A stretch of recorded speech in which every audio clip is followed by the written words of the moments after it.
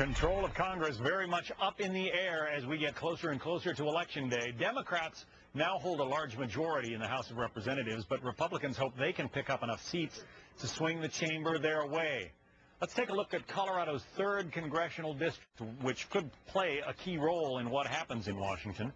4 years ago, Democrat John Salazar easily defeated Republican Scott Tipton to win re-election, but now the two are facing off again, and this time the race is extremely tight, according to the polls.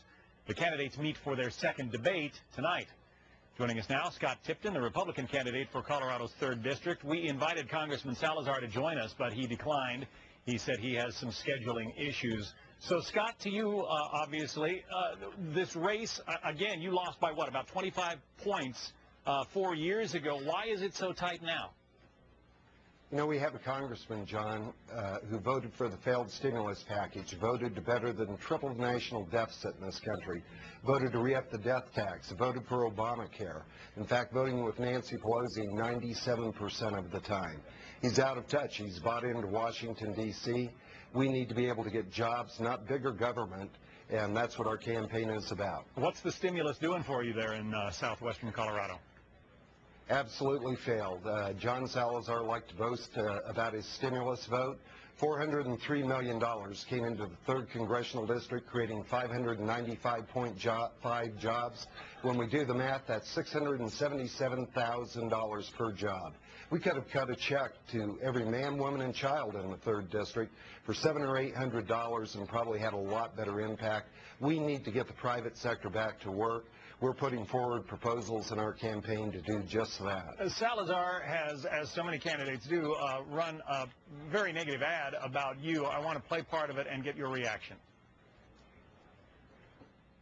When greedy Wall Street fat cats got taxpayers to bail them out, John Salazar voted no. Multimillionaire Scott Tipton is a different story. Tipton served on the board of a bank that took bailout funds, and Tipton has a financial interest in banks that took $125 billion in taxpayer-funded bailouts. Address some of those points for us. First of all, you are billed as a multimillionaire?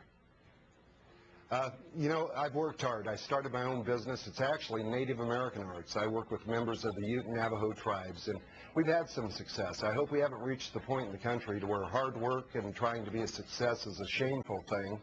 As a matter of fact, I think when we look truly at that ad, it's a desperate campaign. What about I've never been a banker.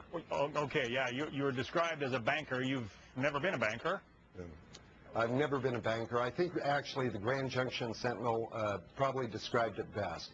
They said it was shameful. One of the writers out of the Denver Post just called it a lie.